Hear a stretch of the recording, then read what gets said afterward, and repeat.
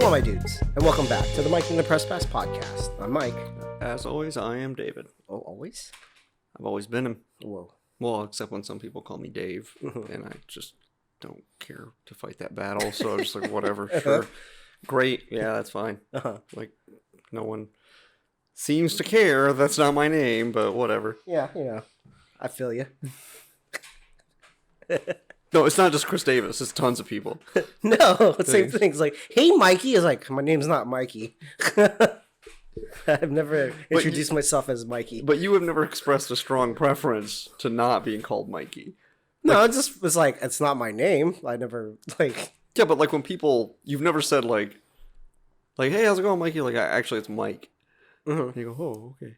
Like, I feel like if you'd said that a few times, the people would be more justified. But like, I've asked you, like, do you not like being called Mikey? You're like, I don't care. I'm like, okay, well, it just feels natural, so I call you Mikey. I tried out calling you Mike for a while, and everyone just kind of gave me this, why are you calling him Mike? I'm like, Bob calls you Mike.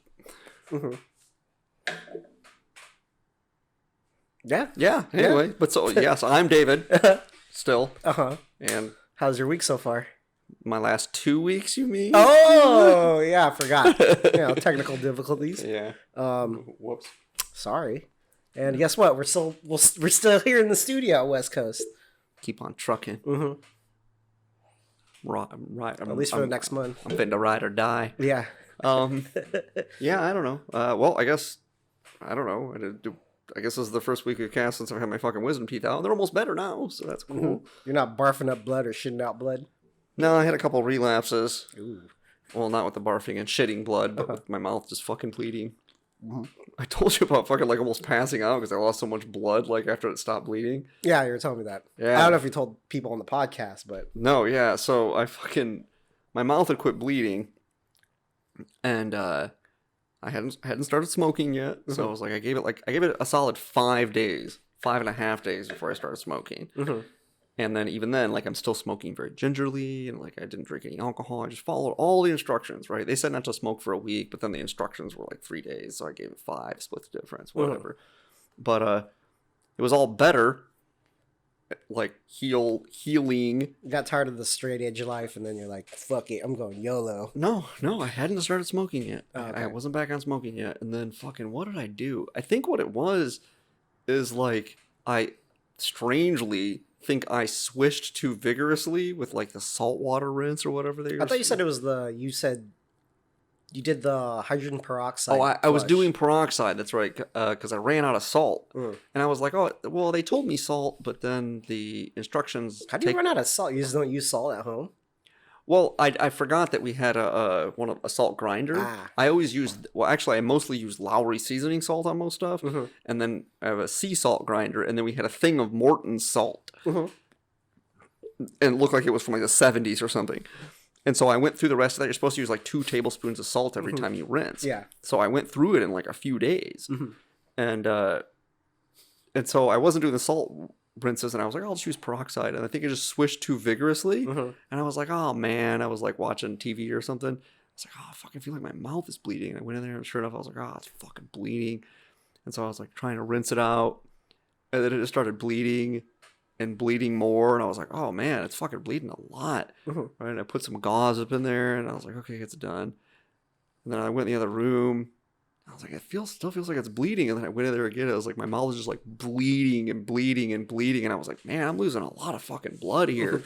I mean, it was probably like 4 or 5 tablespoons of blood that I lost in like 5 minutes. It's a good amount. And I was like, whoa, fuck. So I was getting all lightheaded. And I had to sit down in the bathroom. And then like I had swallowed a bunch of blood. And then so my stomach was all upset. I hadn't had any solid food in like fucking 5 days. So then I just had like the fucking trots really bad. I was like, oh man, now I gotta shit. Right? I'm shitting, and I'm like, my mouth is bleeding. I'm like, this is it. This is how I'm gonna die. This fucking errant wisdom tooth malady comes back. But no, and then I eventually remembered we had sea salt, and so I used that and it stopped bleeding. But yeah, it was touch and go there for a minute. Side note. Like that whole, I don't know, Morton's container. It's kind of like that joke with mustard. Is like, you don't know how long that thing's been in there. It's just been there. It's been hanging out forever. I've always wondered how the like Morton Salt must just have a monopoly on salt, because how the fuck do they make money? Have you ever seen like one of these containers of salt that's like this fucking big? They're like $1. Yeah. And you're like, okay, this little. Back in the day, people died for fucking salt. Yeah, but now people went to war for salt, and we're just like, meh, whatever. Let's throw it over my shoulder for good luck. Yeah, but it's like I'm saying, okay, this is a cardboard container with a metal thing. Yeah. And I'm thinking, okay, raw materials alone without the salt is got to be like 40 cents. Yeah. Right? Ish. Yeah. And I'm like, so then you have to pay for like the distribution, you have to pay for the fucking supermarket to carry it, and pay the guy that stocks the shelves, and I was like, that's all covered in like $1.50. Yeah. Like, how are they making any fucking profit? They can't be that much of a turnover for salt. Yeah, and you buy one of those things, and like you said, it just stays in your cupboard for like 400 years. Yeah. And it's like, I wrote down the date where I bought it or opened the package. I'm just kind of curious how long it would take me to use all that fucking salt. I don't know. I don't remember ever throwing out one. Yeah, this is the first one I've ever emptied. Oh, I'm like, these things do have a bottom to them. Yeah. They don't empty. It's like the I have gone through, I buy the little sticks of Carmex now, but the tins, I've gone through one of those ever. And I've asked other people, like, have you ever gotten to the bottom of a tin of Carmex? Like, no, I always lose them before that happens. I'm like, yeah, because they just fucking last forever. It's the same thing. It's like, so it's like you buy it once every 7 years or something. And how do they make a profit on that? I don't know. They just bank on people losing it? I don't know. I don't know. Or people in the South, because I know they like over season everything. Yeah. I don't know. The thing is, though, is I don't really use finely ground table salt. Like, I use sea salt on most things, or I use Lowry seasoning salt on things. Lowry's. Yeah, you don't like Lowry's? No, it's fine. Oh, I love Lowry's, man. I don't know, it's like this weird special put, blend like, the lemon pepper. Oh, lemon pepper's good too.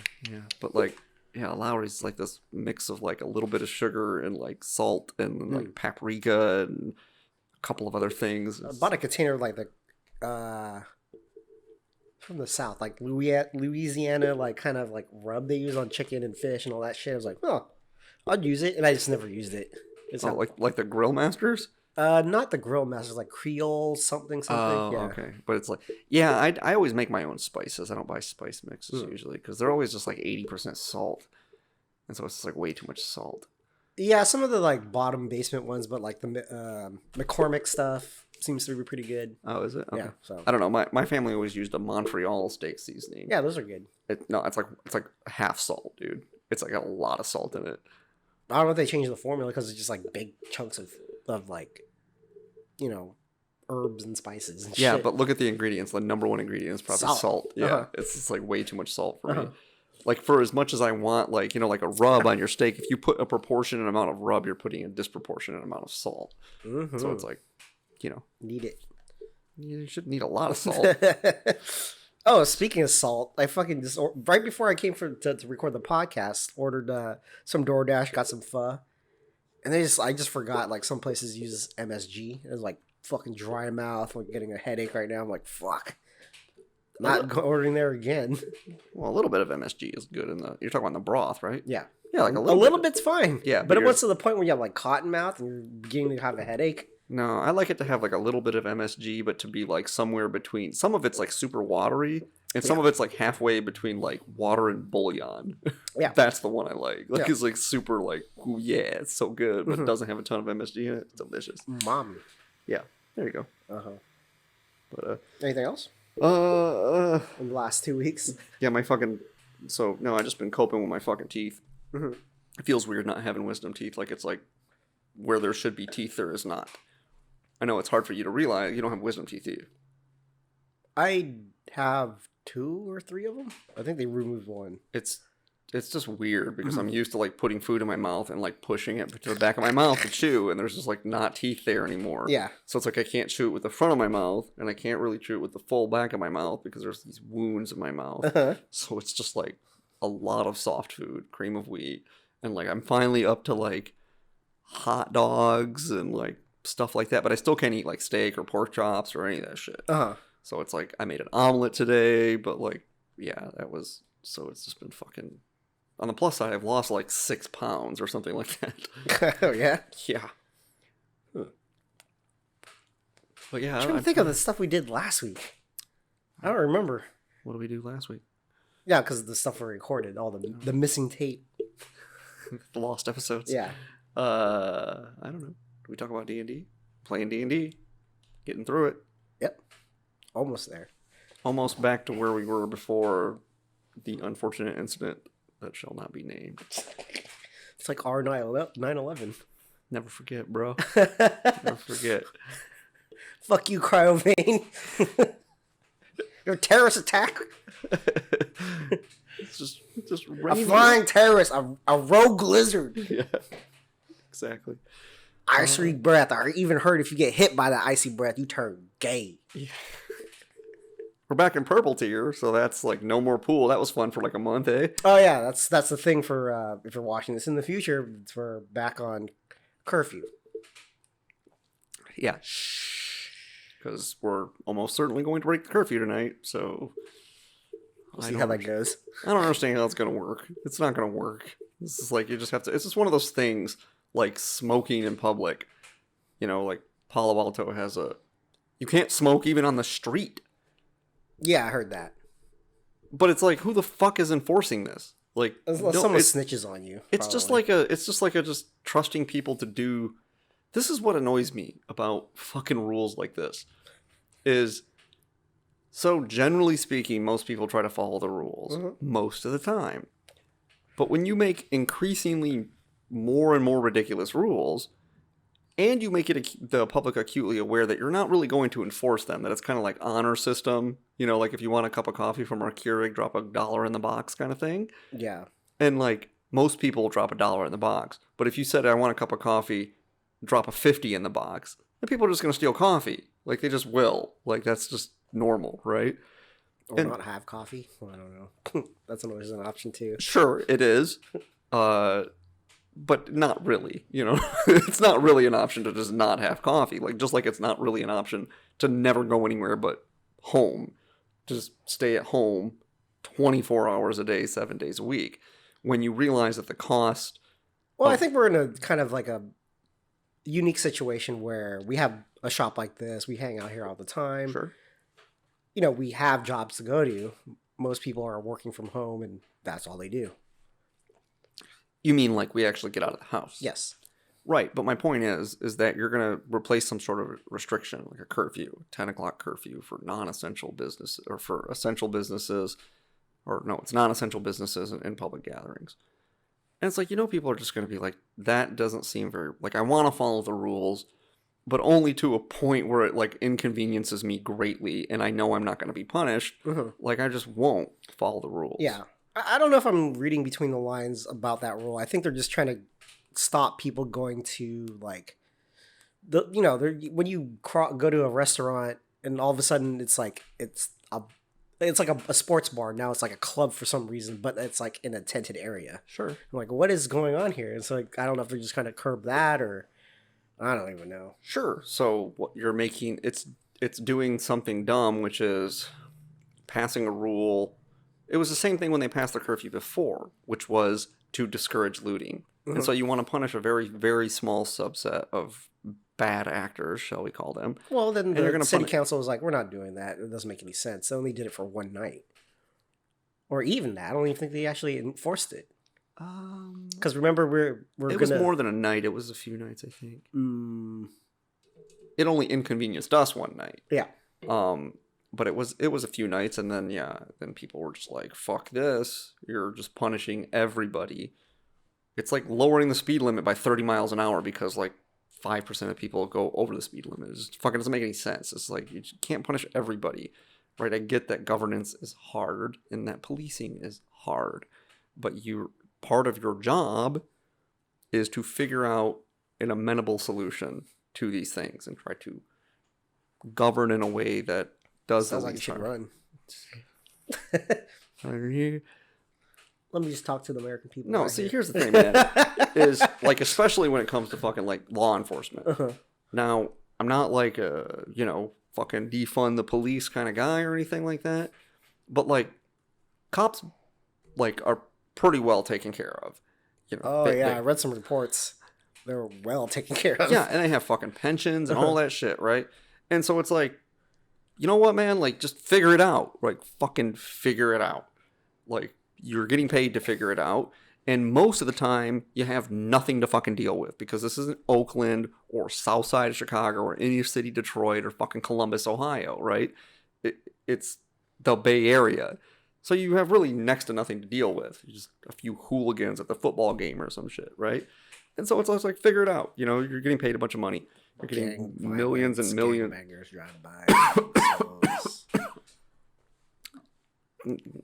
No. Not that much. I mean, a little bit, I guess. In certain areas of San Jose, you're going to get that in a city that's, 40 square miles or whatever. Million people. Yeah, exactly. 1 million people. Mm-hmm. And so it's like, but your average beat cop or your certainly administrator, say lieutenants, captains, police chief, assistant police chief, they're not dealing with any of that shit. They're just running logistics. Mm-hmm. And that's what they get paid for, to run logistics. And they all, and you know, they all report some guy racked up $250,000 in overtime. Mm-hmm. And he makes like $500,000 a year. I'm like, what the fuck? Yeah. And you wonder why the state's going fucking bankrupt. It's because of CalPERS.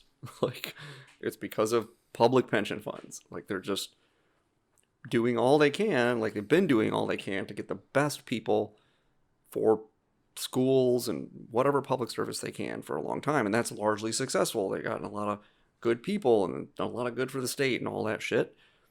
But like, now those people are retiring. You got to pay those people for fucking however long until they're done.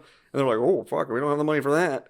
It's like a fucking $80 quadrillion deficit for CalPERS or whatever it is. It's just going to, if there's anything that's like, people talk all the time about all the things that'll bankrupt California. That is the number one thing that will bankrupt this fucking state, is the pension liability. Mm-hmm. It's ludicrously high. It just reminds me of all that stuff that happens in Greece, like where they're in the shitter. Because everyone works for the government, everyone gets a pension. Mm-hmm. But nothing's being produced there.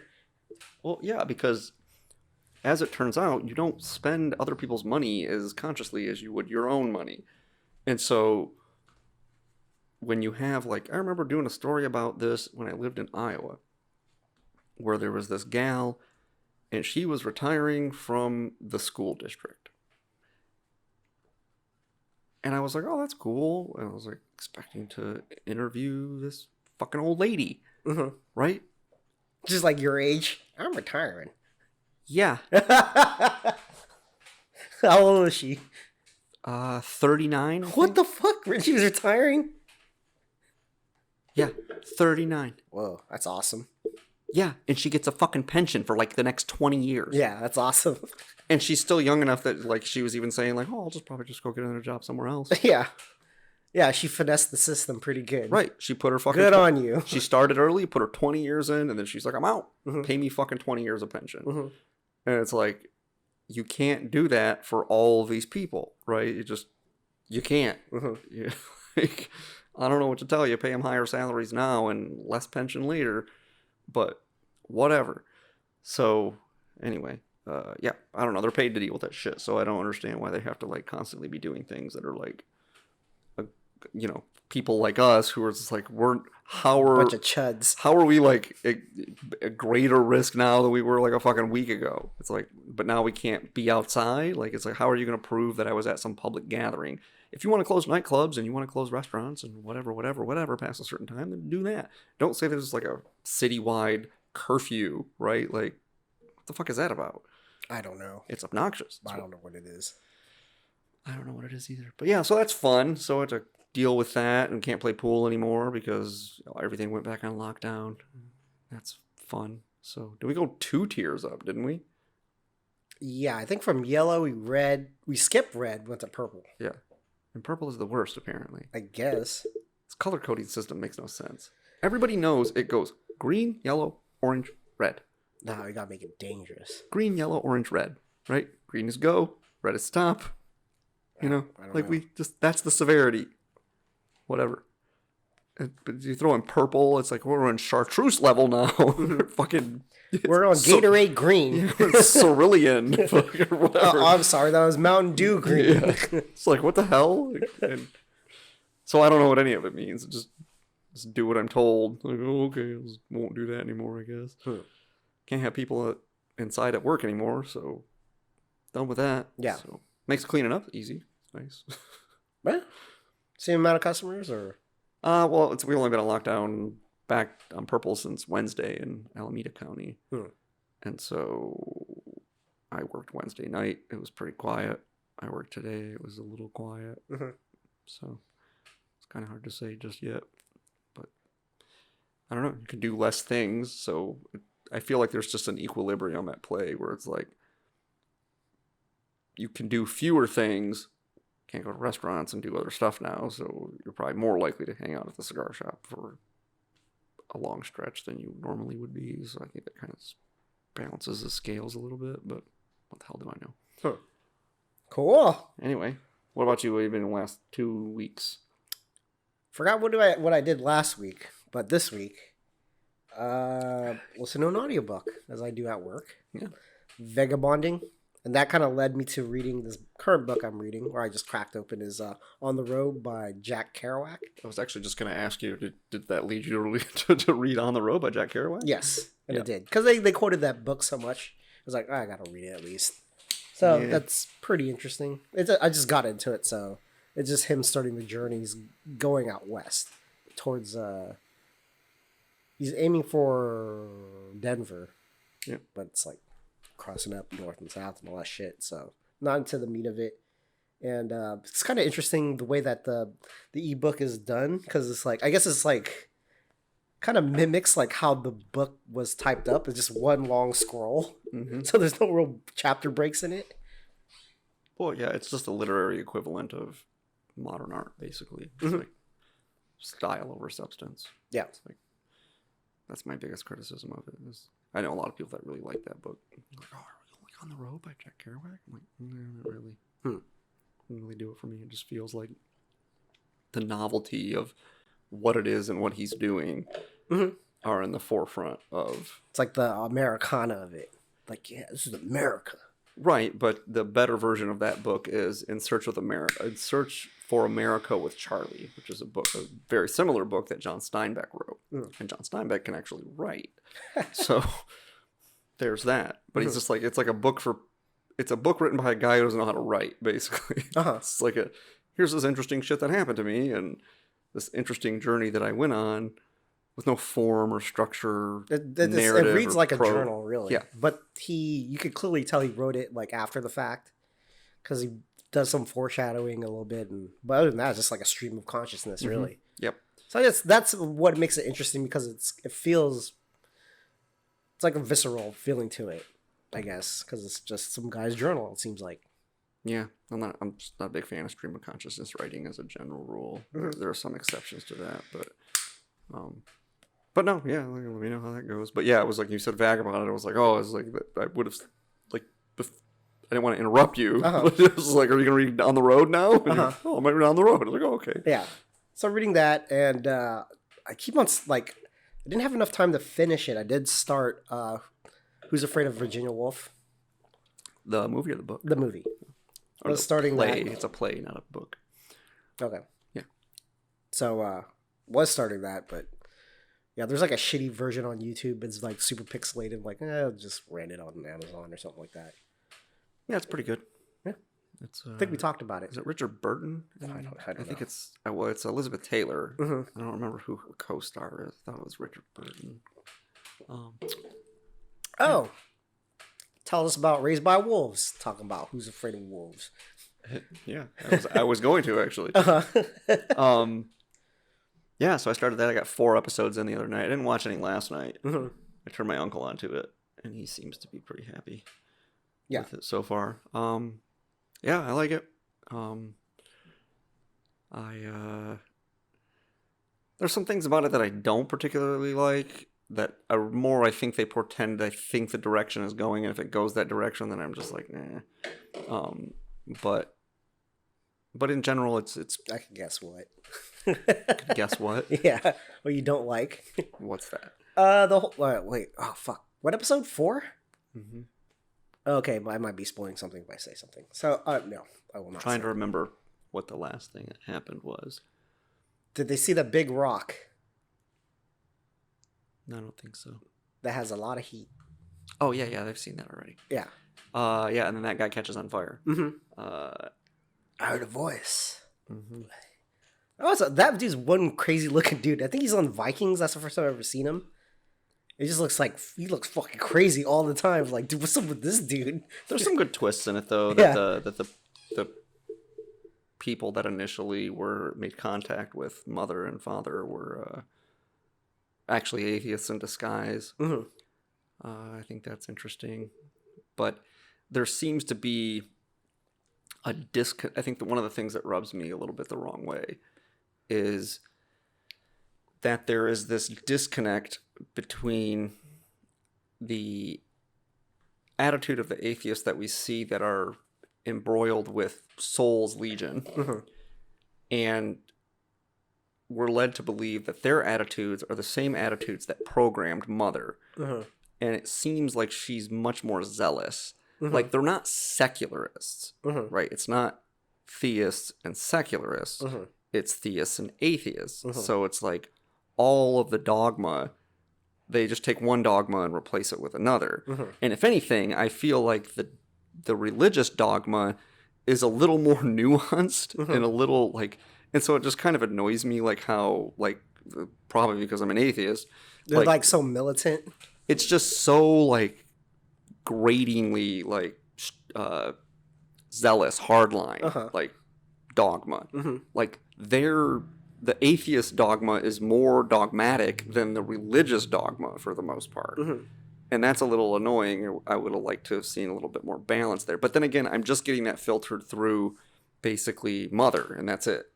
So I don't know much about like who programmed her or toward what end. But yeah, that's but like I can forgive that because it's just like one character. It's not like an overall sentiment.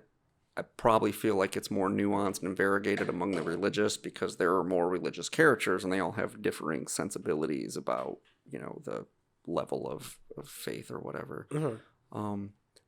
So that's interesting. The overall aesthetic feels kind of like a video game or something. Like someone cast a video game in a Ridley Scott sci-fi movie. So you got the fucking like white clothes and the soul symbol and shit. And yeah. Yeah, it does remind you of like, I don't know, I'm trying to think of a game. Like Gears of War or something. Gears of like, War, Mass Effect or something like that. Yeah, Mass Effect would be a good one. Yeah. But yeah, I was thinking Gears of War too. Gears of War, Mass Effect, or you know, maybe even like a twinge of Fallout in there. But so no, that's cool. There was a couple of twists in there. With, you know, her thinking that she like was killing the children, and then they figured out that it was not. It was like the crops they were growing, and that was interesting. Yeah. And also that, you know, it's like, what are you doing? Nothing. It's like praying. Yeah, some and it's fucking killing me though, but like I know you don't really ever watch Mad Men, do you? I've only seen like the first episode. So it's like the fucking little kid that's on there, that is on that's in Raised by Wolves. Looks just like fucking Don Draper's daughter from I'm not kidding. Oh, child actors are pretty good too. They're not annoying. Yeah, that's her. It looks like with blonde hair, but it looks like when you like if you watch the show especially, it's like it looks just like that fucking. It's not just me, right? Like a little bit. It's not. Oh, like, it's not a 1-to-1. If you watch the show and you watch them act, it's partially their facial expressions, I'm sure. And so I was just like, man, it looks just so much like fucking Sally Draper from Mad Men. But yeah, the child actors aren't incredibly obnoxious, and there's some the dynamics between the kids is good. Like they have all like the, you know, the smart kid that doesn't really like, he's a malingerer, he doesn't really want to work because he, you know, whatever, I'm smart, I can't. And some interesting concepts about like gaps in like religious thinking. Like he's like, I can't kill this animal because I'm the son of a cleric or whatever, I can't sully myself. And so it introduces this concept of reminds me a lot of that old Star Trek episode about how they do the simulation of war. Yes. Right? Like you've created these androids or whatever to do all of your dirty work so you don't have to get your hands dirty, and you think that makes you like holier than other people, or, you know, just some elevated status. And it's like, but it really divorces you from what it means to be a person. Yeah. In a general sense. So that's pretty cool. I liked it. A lot of the concepts are pretty interesting. And then there's some, you know, like the end of the first episode is like, I was just, what the fuck? What's going on? This shit's awesome. But yeah, it's going well. I might binge some more of it. But like I just binged a whole bunch of it like in one night, and then I was like, I was gonna watch some more of it last night, and I was like, I feel like I need something a little lighter. It's a little heavy. Speaking of light, watch the Hulu just released the new episodes of Animaniacs. I just saw that before you came in. Yeah. Man, that gave me such it just brought me back. Like me coming home, take my backpack off, turn on the TV, just sit in front of the boob tube. Like, god damn, dude. It was like an hour of it. It was Animaniacs and then Batman the Animated Series came on right after. Yeah, that was good. It was like, yeah. Yeah. It was still hitting up. It was like, yeah, it's still good. The writing's as solid as the original, I think. There's a lot of adult humor in that show. Oh, yeah. Got a fingerprints. Yeah. Right? Dust for Prince. Oh, dust. You gotta go dust for Prince. Hey, I found him. Hey, what's up? You said dust for Prince. How's it going? No, fingerprints. Oh, I thought you were talking about the episode where he tells him to dust for Prince, and then Dot comes back with Prince. Yeah. Yeah. Yeah. Yeah. There's a lot. It's like, ew, no thank you. And the whole nurse thing, that was kind of weird for kids. Yeah. Yeah. Yeah, there's some good stuff in there. I mean, I didn't like all the segments. I liked the Pinky and the Brain's a classic. Yeah, that one's all right with the guy that sounds like Orson Welles. Yeah, good feathers. Good feathers, yeah. But I didn't care for the dog and the baby one. That one was not really my jam. And I didn't really care for the Slappy the squirrel chick that much. Nah, I wasn't a fan of that either. But I like Pinky and the Brain. I like the Good Feathers, and I like the actual Animaniacs were my favorite segments. I did like the spin-off, the Freakazoid. I don't know if it was a spin-off, but Freakazoid, remember that? I never watched that. Oh, that was kind of like... I mean, aware of what it is. Yeah. Conceptually, but... Yeah. But yeah, I don't know. So that was good. Probably can continue watching that. Scratches that nostalgia itch for you. Oh, yeah. Yeah. I totally forgot they had it on there. It just popped up in my Hulu thing. I'm like, oh, this looks good. Yeah. Yeah. Still remember all the lyrics to that intro theme song. Yeah. Good. Now I'd be kind of curious to see if they'll hit any... I think it's almost impossible to like have some of the songs like classic songs. Then I don't know if they're gonna do a new version of like Countries Around the World or... That's one of my favorites. Yeah. Yeah. There's an updated version, but I don't know if they're gonna do it for the show. That'd be kind of cool, but yeah. Didn't they do another one too where the states and their capitals? It's the states and their capitals. That's right. And that's Wacko that does that one though. Right? Yeah. Yeah. Yeah. No, it's good stuff. But yeah, I like moments before you walked in, I was like, "Are there fucking Animaniacs on Hulu now?" Yeah. Fuck yeah. Yeah, it's pretty good. I don't have Hulu though, so I'll just continue to go. Well, that's cool. It exists. You got HBO. You have HBO, and I watch your HBO account. Suck on the teat of HBO. I have Prime. And the Netflix is my ex's. Oh, that's new. What? My divorce is final. Oh, wow. Congratulations. Yes. I haven't actually signed the papers? I haven't actually got the paperwork in the mail. No, you sign the papers and then it takes 6 months to finalize after you sign the papers. 6 months? Yeah. What the fuck? Yeah, 6 months. It's like it's fast to buy a gun.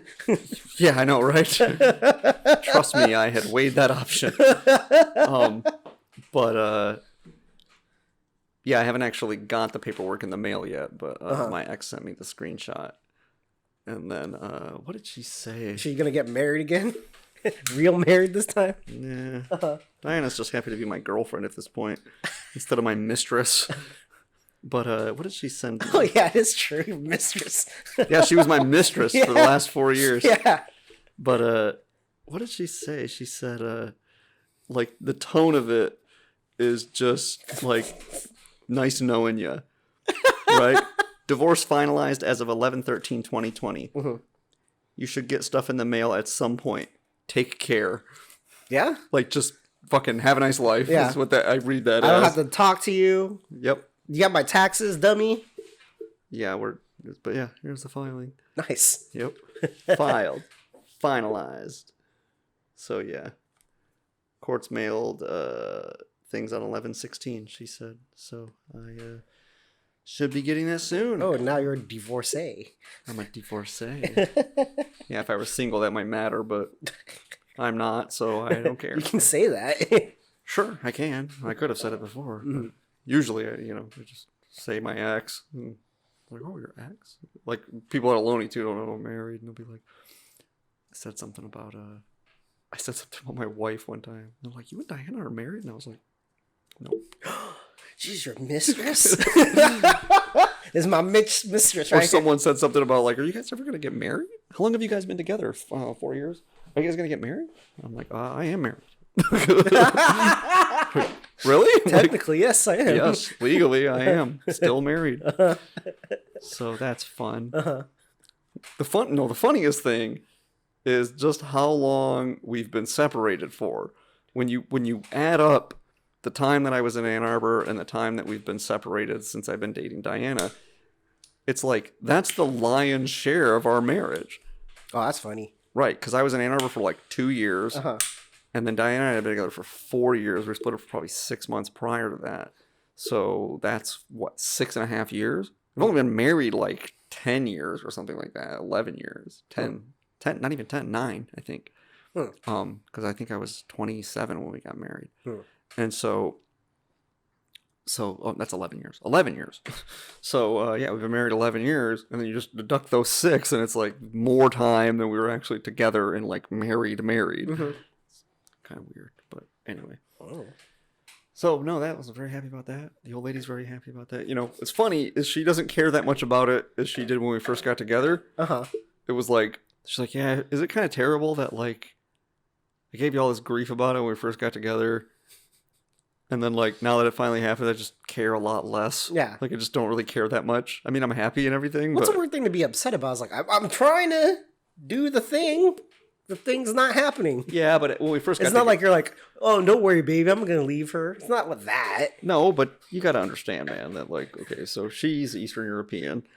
And I hadn't even filed for divorce yet when we first met. We had been separated for a while, but when Diana and I started seeing each other, I was still living with Jen. And so, I was still living with her and we were still legally married. So she obviously had a lot of trepidation about that. Homewrecker bill. She's like, I don't know about that. She's like, you're just going to leave me for her. And I was like, nah, that's not going to happen. No, I'm just trying to get my rocks off while I still can. Nah, I think she got cured of that when she caught a glimpse of her a couple times and she's like, that's your wife? And I was like, yeah, not so great. And then she had a baby. So, she's ruined in all the ways now. Whoa. Whatever, fuck her. Okay. I don't know her. No, she's all right. I wish her all the best with her new baby and her new... husband-to-be? Quote, husband. No, I think she calls him her husband. She changed her last name. They had a civil ceremony. And all that. And so... I guess that's like, I always just say husband, like in quotes. It's like, you're not really your husband, because I'm your husband. You can't be your husband in any real sense of the word. But that's fine. He can fucking have you. Go. No, thank you. Be married and have your baby and all that jazz. Yeah, her kid's like a more than a year old now. She had a fucking baby like a year ago. Out of wedlock. Yeah. Well, no, not out of wedlock. She was married when she had the kid. Oh, yeah, that's true. It's a bastard. Just didn't have my kid. Thus the divorce. Anyway, yeah, so that was new. That was fun. Good times. Yeah? I feel like I watched something else, too. What did I watch? Something else new. I think we might have went to talk about this last week, but then something happened. I watched Masculine Feminine Oh no, we didn't talk about this. I thought we did because I said, you were like, well, what's it like? And I'm like, it's like French New Wave, postmodernist stuff. And you're like, it sounds about right. It sounds up your alley. And I was like, it wasn't good. Like, yeah, that's right. Yeah. It wasn't good. It was like just ambling, random French New Wave gibberish. I wasn't really into it. Although the director did do this kind of cheeky thing, which I thought was kind of funny, is so in the movie, the characters are at like a coffee shop or something. And they look over and they're like, oh my God, that gal looks just like Bridget Bardot, right? And they're like, oh my God, she does look just like Bridget Bardot. And I'm like looking at her and I'm like, that fucking is Bridget Bardot. I'm pretty sure. And I look up in the credits and sure enough, it is her. There's like this cheeky film director thing where it's like Bridget Bardot plays herself in a movie, but she's not herself. She's a gal that the other characters think is Bridget Bardot, but have no confirmation one way or another. Oh, it's like an Ocean's 12 thing. You just look like Julia Roberts. Oh, I forgot about that. I had only seen that movie like one time. Yeah. They say that Julia Roberts' character looks like Julia Roberts. Yeah. It's pretty funny. I don't know. Yeah, no, that's funny then. Yeah. Nah. No, I didn't. Must have missed that one. Saw the first one, liked it, and then I was just like, they made more of those? Yeah, whatever. Yeah, that kind of lost its luster after. Yeah, the first one was really good. Second one was like, oh. I think they just kept making them because they just liked making movies together. Yeah. Like all those guys just like each other. Yeah. So it was like, yeah, well, make more movies. Yeah. And as long as they make money, then let's keep making them. Yeah, I do enjoy an ensemble cast, but yeah, that's a little gratuitous when it's like Ocean's 14. Okay. Didn't they only do 11, 12, and 13? And then they did Ocean's 8. Yeah. Which, to be fair, that cast is like all of the exact people you would expect it to be. Like the Ocean's 8 cast. All like female equivalents or whatever. It's like just like all the exact people you would expect it to be. It's like, oh, okay. Instead of Julia Roberts, you have Sandra Bullock. She's like, she's Danny Ocean's sister or whatever. You're like, okay, whatever. It's like, yeah. Rihanna. Yeah. Who else is in it? That one chick from Ghostbusters. Oh, Kristen Wiig? No, not her. Oh, maybe she's in it. No, I was thinking of the younger chick that I always think is Kristen Wiig. Oh, Kate something? Kate Dillon? No, that's Asia Kate Dillon. Fucking who am I thinking of? Kate McKenna. Yep, her. It took me a while for that one. Yep. Awkwafina's in it, I think. I didn't know why I didn't know she was that famous, but okay. Yeah. Anne Hathaway is in it. Oh, yeah. Yeah, it's just like all the people you would expect to be in it. Speaking of casting, we had a pretty interesting discussion about the casting couch. Finally, we're getting there. Yes. Let's see what's up. All right. Okay, this is casting couch. Casting couch. We're gonna make a remake of Highlander, a modern take on Highlander. Who'd be Connor McLeod? Oh yeah, we had this discussion, but I couldn't come up with anybody. You said James McAvoy, which I thought was pretty good. Yeah, James McAvoy would be good. But I feel like he's too old. Like he's got to be like in his late 20s. He's got to be like his early 30s. James McAvoy's probably in his early. No, he's probably our age. I think he's like in his mid 40s, dude. He's probably our age. I don't know. I'm looking it up. Who else were the contenders? I said Colin Farrell, but he's too old too. Yeah. Well, the bad dude could be Batista. The Kurgan. Yeah. That'd be a good take. Who did I suggested for him? I don't know. I think Matt Damon would be a good Highlander, but he, again, too old. Yeah. Let's see. James McAvoy he's 41. Yeah. So he's a little older. So that's not too bad. Yeah. He's youthful enough looking. He could play a younger version. Who would play Ramirez though? You can't really. That's the one. That's the hard one. You can't. It's hard to replace Sean Connery. Ian McShane. That's crazy. He's a little too dumpy though. Ian McShane? Yeah. He's not dumpy. Am I thinking of the right guy? Oh, no, Swearinger. I'm thinking Swearinger. Yeah, Swearinger. Yeah. Oh, him. Okay. You think he's dumpy? He's like kind of really old. I don't know. Sean Connery was kind of fit. Oh, you're saying like somebody that's fit. Okay. Yeah. I was just trying to think of somebody that had some gravitas to him. I'm Egyptian. Pussy galore. I'm not Spanish. I'm Egyptian. Ah. Yeah, right. Yeah, because you have to have somebody play the Kurgan's got to be just like a big fucking beast of a human being. Yeah, I think you brought up Matt Damon's buddy. Ben Affleck. Ben Affleck. Yeah. He'd be good. But he's just too Ben Affleck. He's too handsome. Yeah. He needs to be like menacing and kind of ugly. Oh, the Hound would be good. Oh yeah, he would be really good. Yeah. Oh, he'd be great. Yeah. Yeah. That's a pretty good pick right there. Because Yeah. he's not like huge, but he's a big dude and kind of fogely looking. He's pretty fucking big, dude. He's like 6'6" or something like that. Yeah, he's a big dude. Yeah. Yeah, the guy that played the Kurgan is pretty big too. Yeah, he's like 6'6". Yeah, that'd be pretty good.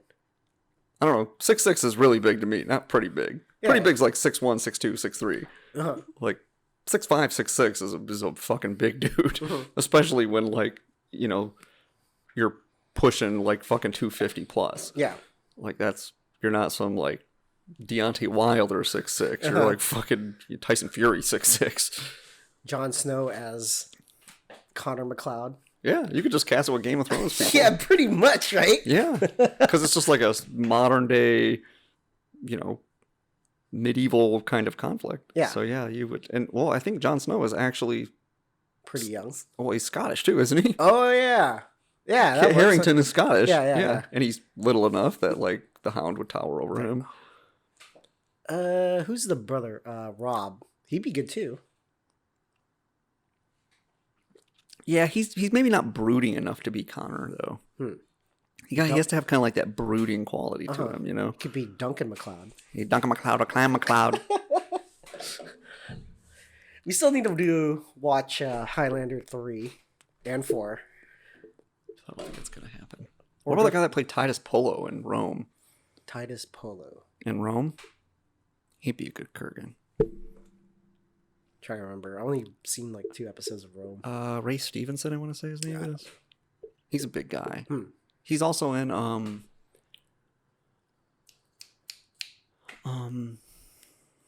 Kill the Irishman, and he's also in. Oh, the main character? Oh yeah, he's a big dude. Yeah, he's big. So is He just likes throwing bombs at people. Yeah, so is Leif Schreiber. He'd probably be pretty good too. Yeah, be good. He's a big guy. He can be menacing. Chick could be almost anybody. Khaleesi. Outer Game of Thrones character. Yeah. Khaleesi, my queen. No, she has to be somebody that's plucky. Huh. Because that's her main quality, is that she's plucky, and then you want to put it in her. And so... Plucky. Yeah, who's plucky and you want to put it in them. I'm trying to think of the new hot girl for now. Yeah, plucky, not quirky, not like Zooey Deschanel. Yeah. But like, you know, like she has that April O'Neil quality about her. Brie Larson? You think that she's a good choice for everything. Yeah, why not? I don't know, because she's obnoxious. Yeah, she is, but she's still good looking and plucky. Yeah, maybe. Skojo. I feel like she's in everything, though.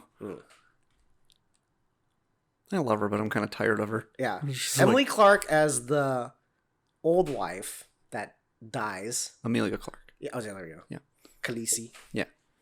And then new girl. I don't know. I'm trying to remember what the chick in the original Highlander. She's kind of wafy, isn't she? And tall. The modern day girlfriend. Yeah. I don't remember. I think she's like tall and skinny and dresses kind of like a dude. Asia K. Dillon. I don't know who that is. Yeah, she's the chick from Millions, the flat-chested transgender chick. Oh, her. And she's also in John Wick. She's like the shaved head. Yeah. What's her deal? I don't know what's going on. I think she's hot. Oh, whatever. Really?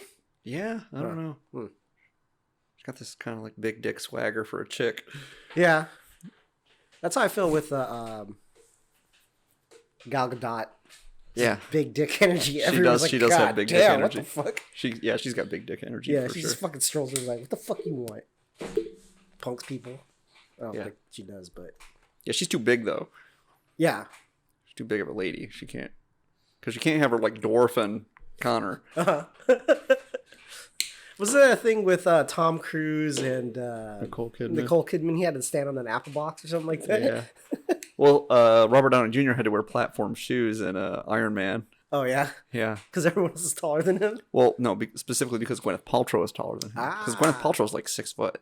Oh, is she? And yeah, Robert Downey Jr. is only like 5'9" or something like that. So they had to put him in platform shoes so that he would be like the same height as her. Because they can't have your lady lead being taller than your male lead apparently. Or they can just have her sit down the whole time. Yeah. Oh no, you're in a wheelchair. Because Nicole Kidman is like 6 foot too, or she's also 6 foot. She's not 6 foot. It's like, damn, that would be impressive. Yeah. That's a tall lady. She's not Brienne of Tarth like built though. How tall is she? 6'3". Oh damn.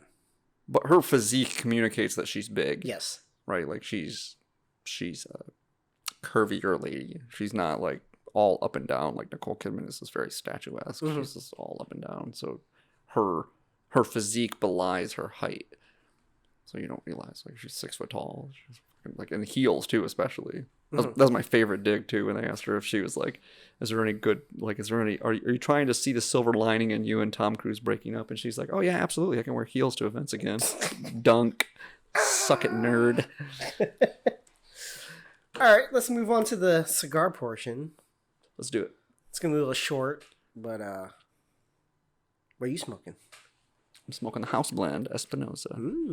Very nice. I mean, I'm smoking a Plasencia original again. That was right. That we smoked last week. That's right. I guess we could review it again because no one heard it. Yeah. No, it was good. Yeah. This is just kind of like an old standby. Yeah. You posted you posted something on Instagram about like having a box of like the original black labels. Where the hell did you get those? Oh, I didn't have it. I just smoked something out of it. Oh, was it somebody else's box? Yeah, Father Bob's. Oh, yeah. Yeah, he has like 08 Oliva V's, 08 Black Label Lanceros. That dude just like sits on stuff and forgets about it, doesn't he? Oh yeah. He's just like, whatever. Oh, hey, I broke these up. Happy holidays, everyone. I got like fucking 20-year-old cigars in my humidor. Yeah. I had some really good stuff. Like, yeah, the original release chisels. Those were awesome. And some... That's a pretty old cigar. Yeah. Yeah, it tastes a lot different than what you find. Like, it has a lot more nuance to that cigar. Well, because that pepper's probably tamped down a little bit, I would imagine. Yeah, it is. Yeah, I'm smoking a... DPG. Don Pepin Garcia Black Label. Belicoso. Which size is this? A 1970. The box is from... I hate that they do the fucking years on those. It's so stupid. Box is from 2013, though. Yes. So, yeah, there's pretty interesting transformation. Yeah, there's a lot of changes to the cigar with, like, what, 6 years age is on? 7 years? I don't know if that's a good thing, though. It's already such a good cigar. I don't know that I want it to change. Like, a lot of the stuff that's, like, kind of hidden... kind of being overtaken by that pepper note that's Don Pepin's known for. Yeah. All that pepper's gone, mostly gone. And you get a lot more of that, graham crackerness, a little bit of grassiness, a little sweetness. Yeah. Yeah, so it's all there. And it does, for me, really kind of, it swings more towards like a Cuban-esque cigar. That's why like the Cuban Classic. Now I see why you would call it that when it has that age on it. Man, I definitely get that, like, just right out of the box, but it just has, like, a little more oomph to it. But I still would say it's only, like, a mild medium to medium, like, even right out of the box. I don't, as far as, like, it's nothing like the blue label on that, like, on the pepper note, or even, like, the Antillas, or a bunch of other My Father stuff. Yeah. But right out of the truck... Like, usually the black labels are, like, really... The upfront notes would be kind of the pepper and the cedar. Kind of just cedar and pepper blast. You're like, kind of what he was known for. Yeah, I don't get a blast from either of them. I mean, I think that cigar has a lot of nuance to it. I mean, definitely those are the prominent notes. But when I compare it to other cigars, like especially, like I said, other cigars in the My Father line that I would consider a pepper bomb, like I don't think it strays there. It doesn't go over the top with that, which is part of the reason I like it. So, I mean, I would be interested to see how the other flavors come to the forefront. But then again, maybe it's like I can pick up on those other flavors a little more just because I've smoked so many of those. Mm-hmm. Like I like that cigar a lot. So I've just, over the years, I've been smoking that cigar for probably, I don't even know how old that cigar is. Like a 2013's original release or no? What, the Dumpapines? It can't be, right? No, probably like 06 or something like that. Yeah, 06, 07. Yeah, so I probably started smoking them around 2012. And so I've been smoking that. That cigar's been in my rotation since 2012. So that's dozens of those cigars that I've smoked. Yeah. So when I keep going back to it because it's just like every time, it's like one of those cigars. Like every time I smoke it, I'm like, man, I forgot how I like this cigar so much. And these two cigars aren't too far apart in like profile with each other, which is pretty interesting. Even though I think Dom Pepin did blend it for 601. For people that don't know, our house blend is the original 601 Black Label. Yeah. So there you go. Yeah. It's interesting too because that blend was like one of the most popular cigars from 601 for us. And they just decided to discontinue it. And I thought it was the strongest in their lineup. See, for me, the pepper note jumps out on this one more, but I think it's because it's a Connecticut. So I don't expect it as much. It's kind of like a sleepy pepper note. So it's like but I get more spice off of this than I do off of that, typically speaking. Yeah. But yeah, it's part of what makes this a good cigar is because it starts out like, and you really taste the pepper, but then it really does like kind of like it pulls back a little bit. And I think that's an indicator of the kind of, I guess, like artful hand at work or the craftsmanship of something when something like hits hard and then can pull back. Yeah.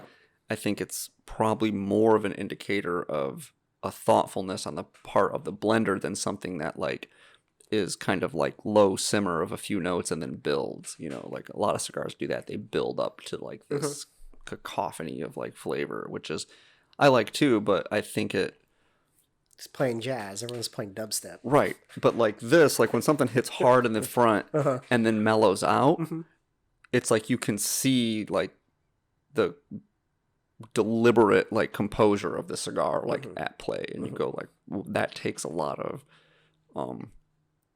like craftsmanship to do. It's like, I always say that about films, like the best movies are movies that can communicate like a less is more, right? So like, movies that get a lot of accolades that have a lot of like complexity or whatever, Persona or Citizen Kane or The Shining, like they all have like all these layers, but it's a really but it comes off very arty and very like almost pretentious if you're not into that. Like a lot of foreign movies are that way. Fellini and Ingmar Bergman in general can be that way, is like really self-important, and they can be a little self-important because they do have something of substance to say.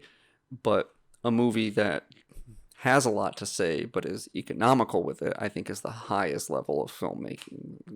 No Country for Old Men is always my best example of that. That movie is just like bare bones economy, but is to me shows like, oh, like I don't need to paint with every fucking color on the palette to show you that I know how to paint.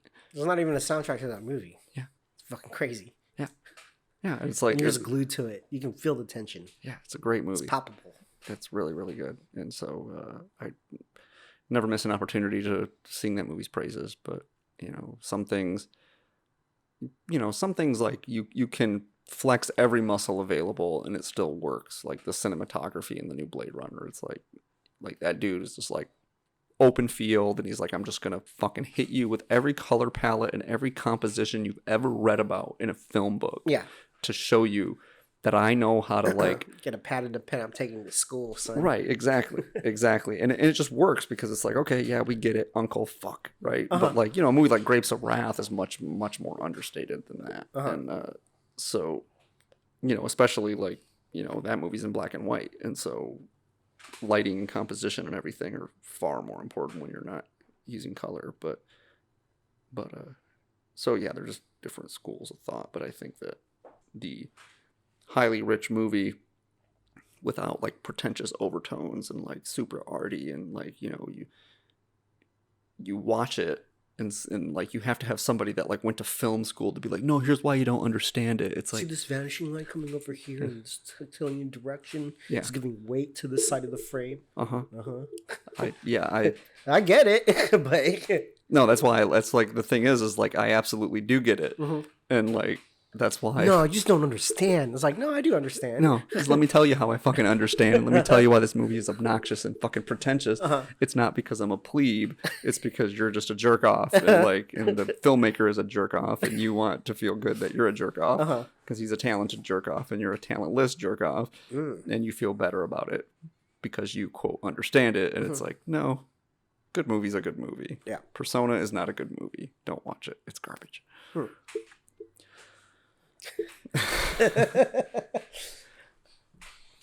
We're talking about cigars, right? Yeah, that's sorry, right. Yeah, cigars. Well, it's all artistry. Yeah. You know, it's all... but no, yeah, like, I think that's, like, when I can see that craftsmanship at work, where I can see some restraint and some, like, thoughtfulness going into it counts for a lot. And I think when you... It's really easy to turn some dials up to 11 and leave them there. But like if you show you can turn a dial up to 11 and then you dial it back, to me that shows like that didn't happen by accident. Yes. Right? It just there's no way like a cigar can have a lot of complexity in build, and I'm more convinced that could happen on accident than something up to 11 and then coming down. Yeah. Like to me that just shows like that was a very deliberate, thoughtful blending process, and like some serious thought went into it, and so it makes me appreciate the cigar more, and that's kind of what's going on here. Pretty cool. And I think and next week I don't know if we want to continue on with having a featured cigar or do the grab bag thing like we talked about 2 weeks ago. I'm down for the grab bag. I think it'd be fun. Yeah, I mean, sprinkle it in once in a while. Well, we'll try it out one time and see what happens. Yeah. What do you think about doing a year in review of all the things that are our favorite and least favorite things that we've this year? Favorite food, favorite movie, favorite thing we read, favorite cigar we smoked, like all that, just all from like this year, the year in review. Sure. I think it'd be good. Yeah. I don't know. I mean, I don't really have a tendency to think about things that I discovered in any given year. It just kind of all blends into the fucking tapestry of things that I know now. Yeah. And until you go to tap into the stuff like that, I don't ever... Like, you ever, like, learn something, and then you pass it on to somebody else? And they're like, oh, where'd you learn that? And you're like, I don't fucking know. Yeah, I don't know. I know that now. It's a thing that I know. Oh, it's always been there. Right. And it's not till somebody knows nothing about something and you start giving them information that you realize, like, yeah, I've accumulated some knowledge over the years about some things. Yeah, that happened a couple times today with people asking about cigars. Like, wow, you know so much. It's like, well, I only showed you a little bit of things. I know a lot more about cigars. Yeah. Yeah, it's a lot of information for someone that doesn't know anything about cigars.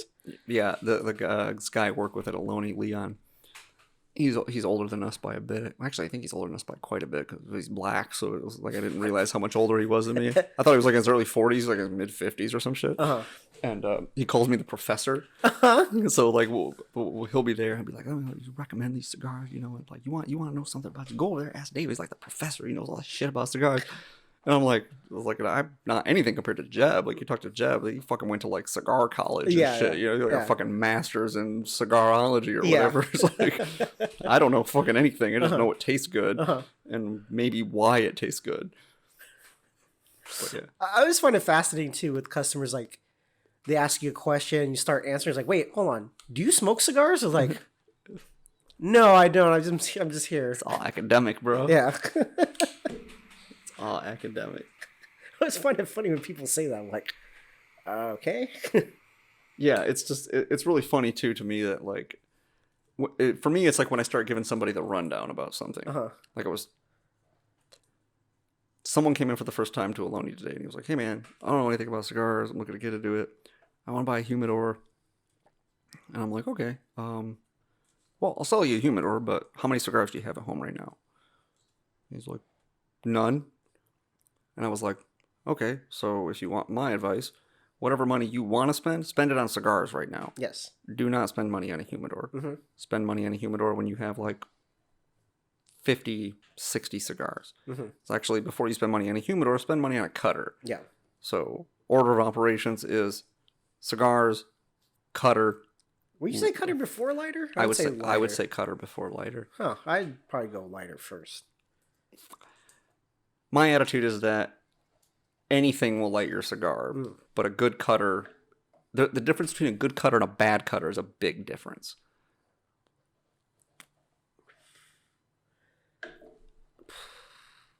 Would you be more upset if you lost your lighter or your cutter? Not based on what you spent on them, based on the utility that you get out of them. Would you want to have to use the house cutter every time you cut your cigar? Think about that. You'd be like, nah, no thanks. Well, right? I don't know. Like the plastic cutters we have here, like the what are they? Vertigo. Yeah, the big boy. Yeah, they cut fine. They're passable. Right, if they're brand new. No, we had beat up ones. I cut them with it. Fine. I don't know, man. It's like I would much rather have like a good cutter as opposed to the thing. You only use it one time when you have a cigar. That's the thing. You don't use it multiple times. You have a shitty lighter. But this is all fire. Yeah, but this fire is the same as that fire. Yeah, but when it has like a shitty one where it like breaks all the time, or like it fucking leaks out, or the you can't get the right height on the flame, that's fucking annoying. For me, I've noticed less of a difference between and then when you have a broken lighter, right, it sucks. When you have a broken cutter, it's like, so what? I just fucking whatever. Yeah, well, okay. Well, my attitude was cutter before lighter, and then I was like, and then humidor. And then maybe a cigar case, and then absolute bottom of the barrel is like an ashtray if you don't have one for your yard or something, right? Yeah. Like you get that when you have everything else. But like those are the order of operations. And he's like, oh wow, okay, I didn't really think about it like that. I'm like, oh okay. Well, of course you would, because you're dumb. And then he was like, oh, I want to buy this shitty cutter here. How do I cut a cigar? Let me show you. And so I was like, showing him, like, oh, so what I do is I lay my cutter flat like this, and you want to like make sure that you're just cutting the cap off, because otherwise it'll come unraveled on you, and that's not good. And he's like, oh, okay. And I was like, do you have a lighter? He's like, oh, I better get a lighter too.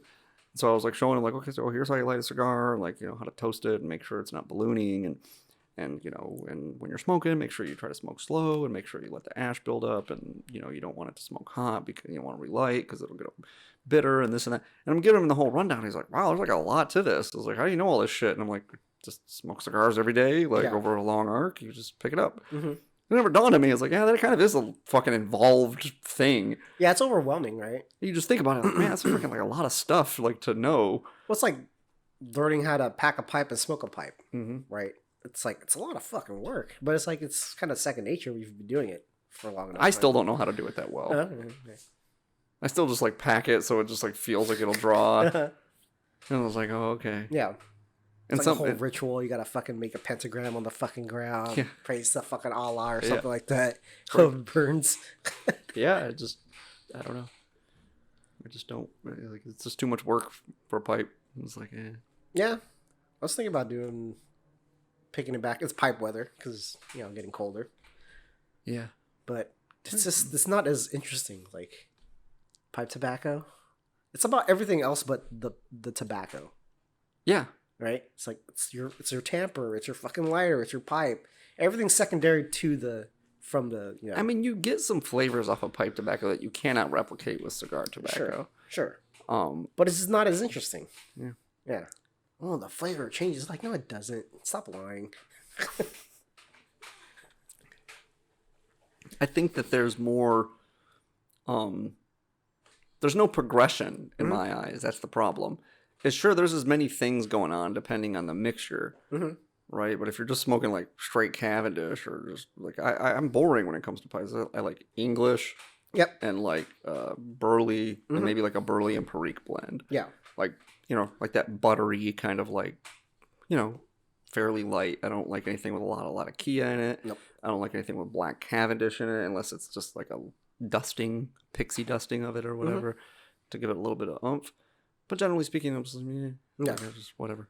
I'm a plebe. I just like the GLP's Robusto blend because it tastes like a Maduro cigar. Yeah. So that's why I like it. Yeah. But other than that, I'm like, I'll take just that English. That's fine. Yeah. I mean, don't get me wrong. I like I said, I like some Burleys and some Periques and stuff like that. Yeah. But yeah, I just like don't like. Okay. I don't get much progression. Ooh, the first third of the bowl is like, and no, it all pretty much just tastes the same. Yeah. It's like chewing bubble gum. Like, oh, it's done. Yeah. So yeah, well, it's nice to have a pipe. I was like, ooh, look at the pipe I bought like a couple years ago. I never used. I've never owned anything. Well, no, I had one Briar pipe that I think Chris Davis gave me while I was working here, and then I kind of left it behind the counter, and then I think someone tossed it in the lost and found, and then I think someone gave it to someone else because it was in the lost and found. That's gross. And they were like, "Oh, hey," I assume he like disinfected it or whatever. I saw him smoking it one day. I'm like, "Hey, where'd you get that pipe?" And I was like, "Oh, someone just gave it to me. It was in lost and found." I'm like, "Yeah, that's my pipe." He's like, "So you want it back?" I'm like, "Yeah, you can just have it." No thanks. So since then, I just had a corncob pipe. That's fine. Yeah. Yeah. I'm always surprised that people like scoff at corn cobs, especially people that never smoke the pipe. Like, ugh, corn cobs. Like, yeah, get woke. It's pretty good. It's a pipe. Yep. Gets the job done. Yeah. Smokes fine. Yeah. I will say that I do like the ones that are like the Missouri Meerschaum a little more than like rough outer edge. Yeah, I don't like the rough one. Yeah, some podunk feel to it. Yeah. Well, and it's like for some reason the interior of the bowl is like more like, I don't know, it's like harder to clean and like just cakes up in a weird way. I'm not really into it. No, I never smoked out of one. But just like the texture is too weird. Yeah. But yeah, I like the Missouri Meerschaum. Yeah, the giant one that fucking Ted Faravelli used to have all the time. Giant corn cob. It's like half of a corn cob. Oh, the who's the famous Douglas MacArthur. There, yeah. Yep. Affected that air. Big giant pipe. It's like, how do you smoke that thing all the way down? I don't know. I always wonder that people with really big pipes. Like Adam has some really big pipes. Like, that was like a 3-hour smoke. I'm like, how? How can it? How? Like, how can you do that? It just seems like at a certain point, you just be like, nah, nothing. Yeah. I don't know. Whatever. Anyways, got any recommendations for this week? Raised by Wolves. Watch that. So far, so good. So far, so good. And last week I recommended Everlane. I bought some clothes from them last week, and it really worked out. So I'll just iterate that recommendation. Didn't know they made guys' clothes. Apparently they do. Clothes for basic ass white people. Recommendations for me is the Joe Rogan Experience podcast had Dave Chappelle showed up with the last part of the podcast, but they decided to just put like Donald Rollins and Dave Chappelle. I was like, oh, dope. Listen to the first like 30 minutes, like, when's Dave showing up? Yeah, and I had to look online. It's like, he shows up in the last hour. Fuck. So I just skipped forward to it. He just rolls in. Oh, snap. What's up, motherfucker? Hey, what's going on? Basically, right? Yeah, he just shows up. Oh, shit, Dave's here, man. It's like, oh, just bring him in. He's like, is it cool, man, if I stay here? He's like, yeah, sure, Dave. I was hanging out, you know? Yeah. And, like, listening to him, he's just like, he's like a wise black dude now. I was like, damn, this guy's very insightful. And I guess they're going to do a legit podcast, I think, after the inauguration or something like that. You have to be really insightful to be a good comedian. It's part of just like being a good comedian. Like, you just have to be really insightful. Either get insightful or you just stop being relevant. And yeah, it's kind of how you see some comedians go. It's like, that's yeah, it's an interesting take because he's like super successful, probably makes some ton of money, but he like recognizes like what normal people, I guess, is living in Ohio. Yeah, he lives in Ohio. Like, he's not removed from, well, I don't know about how much, but at least he recognizes like different communities and like their struggles and all that stuff. Because I imagine if you talk to somebody like Chris Rock, I don't think he's as in tune with normies. Yeah, probably not. Yeah, so. But or Rogan. I really wish that like I could find the audio of like I said, he was on Howard Stern for like a week straight one time. Like Dave Chappelle, like before he really made it big. This must have been like the early 2000s, and he was on there. It was like, it's like the weird fucking juxtaposition of like Howard Stern and Dave Chappelle is just like some magic secret sauce that you need in your life.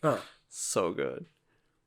I'll try to look for that. Yeah, it was like I never really listened to Stern, even when he was on in the Bay Area. Wasn't really a fan. I used to listen to him on the way to work with my buddy Matt. We used to listen to it like on our ride to work because we used to work together and we listen, and it'd still be on during our first break of the day, and so we'd go out in his car and like hang out. He'd smoke cigarettes, and we'd like listen to fucking Howard Stern. And, it was like a whole week of fucking Dave Chappelle. It was just on Howard Stern. It just doesn't sound like a thing that would ever happen, but I'm pretty sure it was a whole week. Like it was like on Monday, like, you're a great guest. You want to hang out all week, baby? You want to hang out all week? Yeah, hang out. That's like awesome. Before he like was super famous, so he's just like, I'm gonna go out, hang out with y'all. Yeah, like, fuck yeah, it's pretty good. Yeah. All right, that does it for this week. Oh, alrighty, all right. You got anything else? No, I'm good. Hopefully it recorded. I think it did. Yeah, it was. This thing on. Hello? Hello? All right, guys. All right. We'll see you next week, hopefully. Hear us next week. Yeah, check us out on YouTube. I'm putting all these fucking lighting. Like, it might as well, like... You watch us on the YouTube. YouTube's just... Because we don't have our... if you're listening, please just search us on YouTube and click subscribe and like our video. So we can get our vanity... Yeah, vanity URL. Yeah. Yeah, why not? It'd be so, like, put on our big boy pants. Mm-hmm. It'd be like when I got the leg lamp. Yeah. All right. This does it for this week. Don't be a fool. Wash your hands before you eat the gabagool. And wear your mask. Don't put, over your nose. No. Over your nose. You're pressing my rights. All right. Peace. Thanks for listening to Mikey and the Press Pass podcast. Consider subscribing. You can rate and review us on iTunes, Spotify, Stitcher, Google Play, and pretty much anywhere where you can listen to podcasts. And you can also write us with any ideas, suggestions, or horrible burning criticism at mikeyandthepresspass@gmail.com. Thank you.